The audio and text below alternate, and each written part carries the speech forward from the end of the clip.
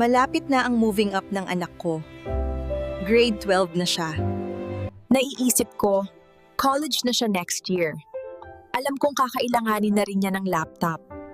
Imbes na maghintay pa, naisip ko, bakit hindi ko na lang iregalo ngayon?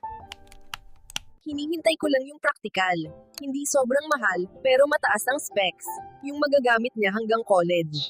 Importante rin sa akin na sigurado. Hindi kami mai-scam at may tutulong kahit tapos na ang bili. Kaya pinili ko ang EMP IT Solutions Philippines. Malinaw kausap at may support. Hindi lang laptop ang regalo. Handa na siya para sa next chapter. Ibinigay namin ang laptop bilang regalo, hindi lang para sa moving up, kundi para sa college at sa mga susunod pang pangarap niya.